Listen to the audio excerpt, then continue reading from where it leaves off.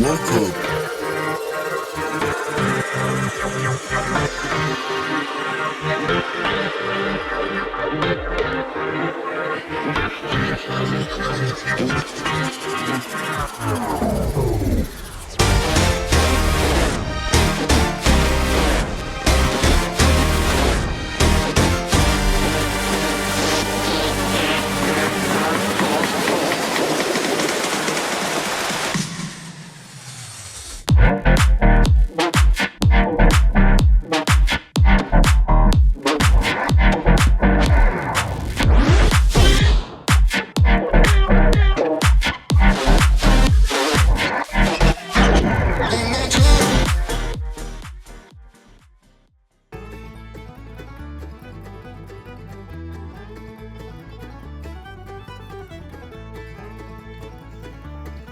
The following episode of the Everything podcast will contain spoilers for the Ministry of Ungentlemanly Warfare.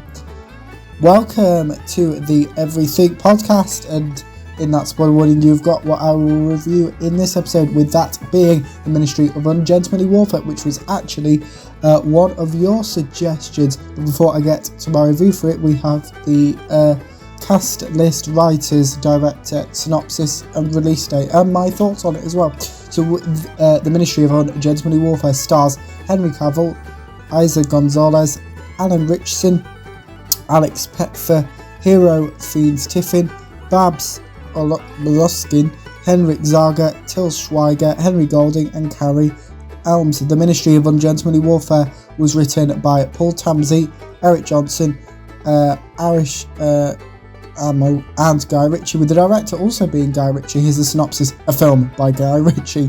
The British military recruits a small group of highly skilled soldiers to strike against German forces behind enemy lines during World War II.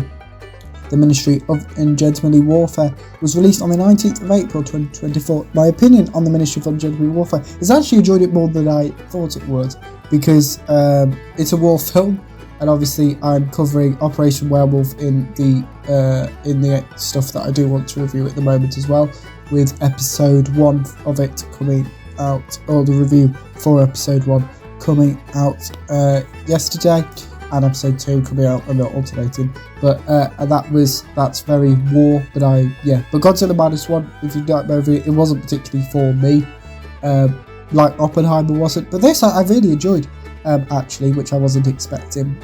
I like some of the previous reviews I've done, which I wasn't expecting to like, but I have. So that's it. So yeah, I've really enjoyed it. Is basically my opinion on it. All the fight sequences are really good. It certainly wasn't what I was expecting either. But here we go. Here's my review of the Ministry of Ungentlemanly Warfare, which is one of your review suggestions. This film is revealed to be based on real-life events. The following scenes take place in the Atlantic Ocean in 1942. Boats of different nationalities communicate. The English crew invite the other crew onto their ship. The German captain checks Anders and Gus's passports. Multiple guns are pointed at Anders. Gus laughs, as does Anders. The German captain insults Anders. One of the Germans are pouring lighter fluid onto the English ship. The German captain explains what happens to people that laugh at him. The German captain hears gunshots. Anders kills the German captain. We then have the title sequence.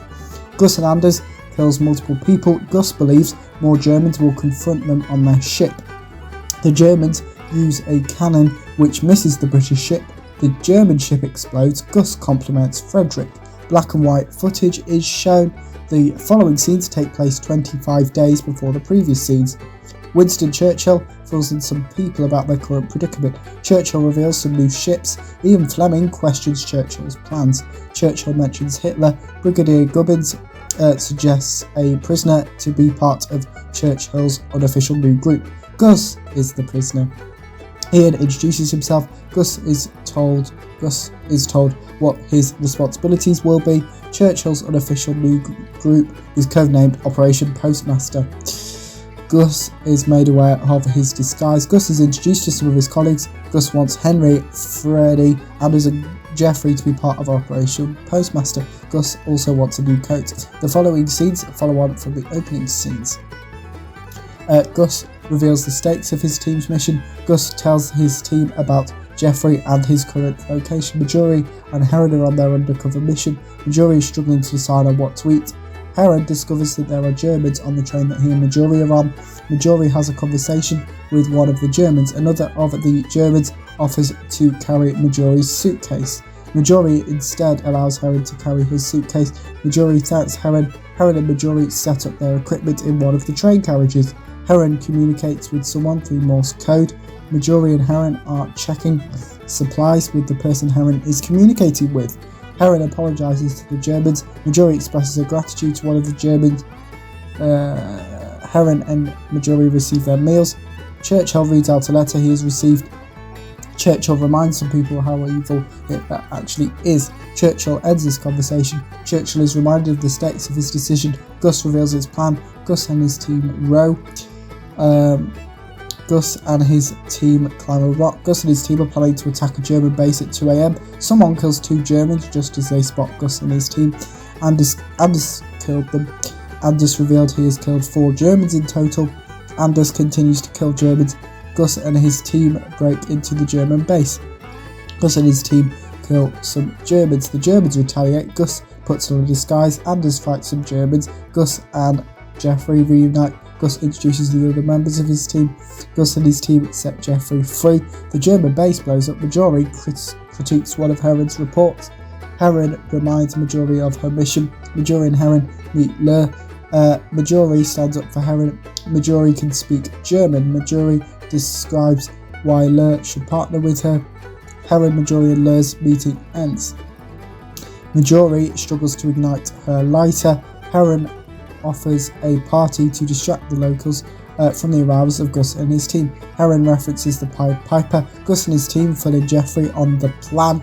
Jeffrey suggests an alternative plan. Gus agrees to use Jeffrey's plan instead of his own. Heron hosts his party.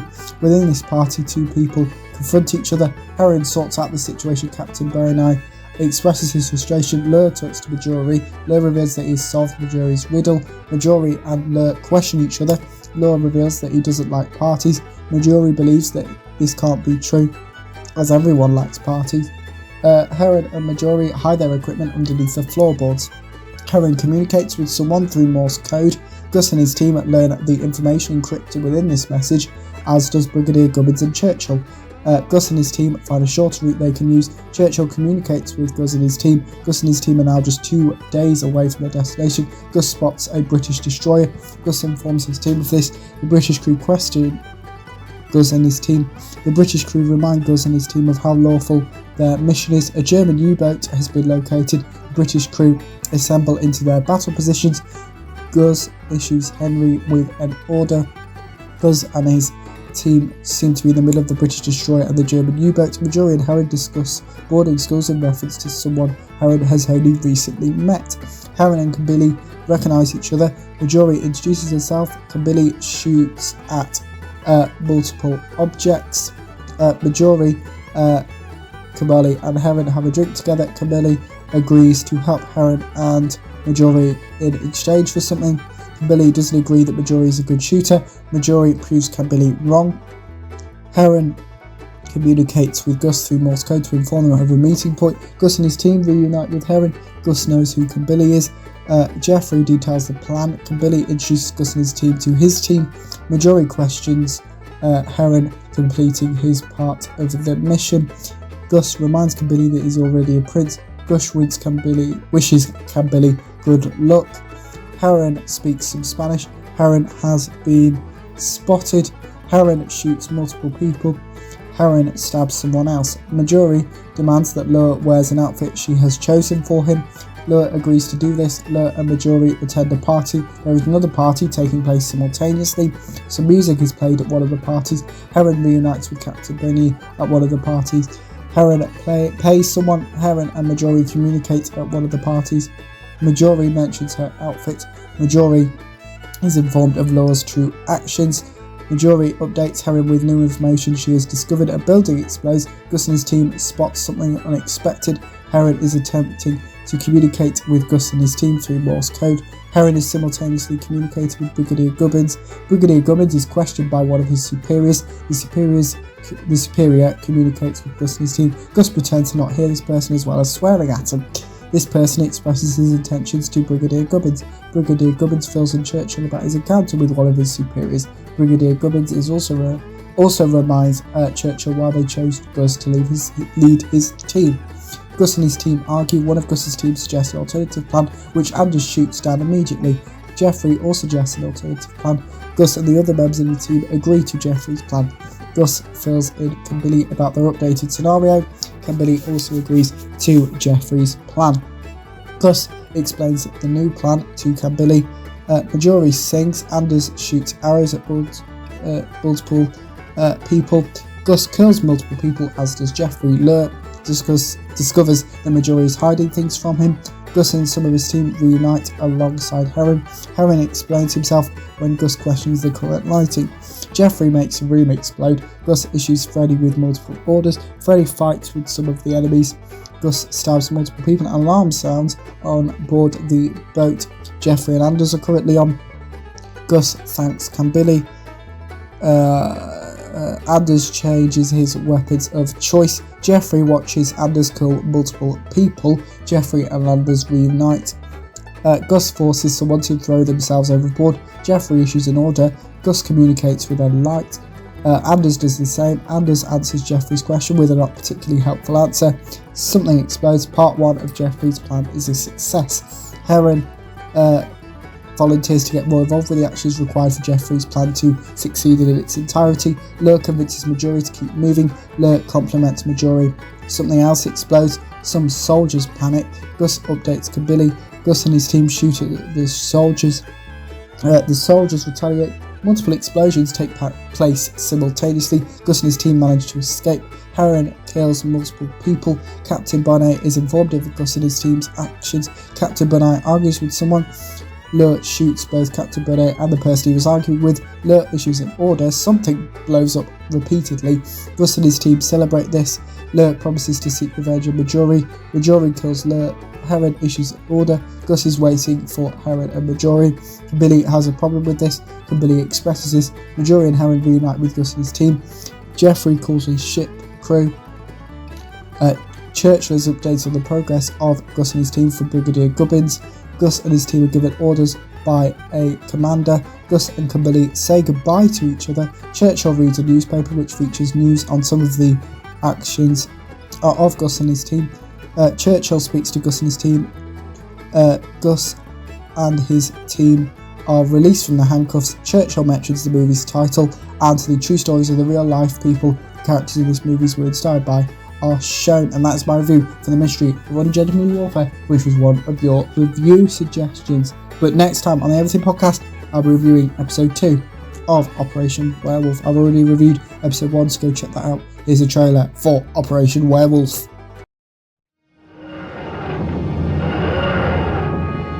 Where are we, Doctor?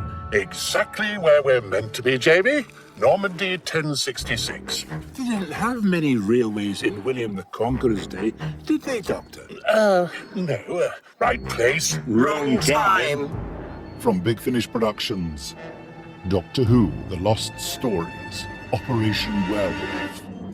What's that? I think I know. Aeroplane. Who are those things lighting it up? Searchlights, Jamie. Someone's shooting at it. Oh dear. Well, that rules out the 19th century. Yes, sir. Sir Aubrey, the radio room has just picked up a call from the resistance group in Normandy. They say they found the Doctor. The Doctor? Who are you? And what are you doing here? I'm Jamie McCrimmon. I'm Zoe Harriet. We just arrived. In Normandy, they're headed this way. I'll try to drill them off. Ba-ba-ba. Look after my daughter. Oh, head the home. All right, we wouldn't want him to die before the Commandant had a chance to question him. I am Hauptsturmführer Leni Bruckner, Aide-de-camp to Gruppenführer Schneider. We have been expecting you, Herr Doctor. So, this is a police box. The doctor will have the key. Fascinating. How are our two guests? They know too much. Do we interrogate them? Force the truth out of them? If they are spies, I will happily kill them myself. You're members of the resistance, aren't you? Well done. 3, 2, 1, and activate! You between these two cabinets are Means of instantaneous meta transmission. you, Professor Hans Richter, have mastered teleportation. The locations of the main troop camps on the south coast. We'll shortly send over an elite commando force who will release the gas at the camps. What is it? Poisonous gas. What about gas masks? We don't have any. Troops will then fall under our control. I am loyal to the Third Reich. Heil Hitler. The gas and lunar light will turn the Allied poodles into Nazi wolves. Hence the name of this plan, Operation Werewolf. Big finish for the love of stories.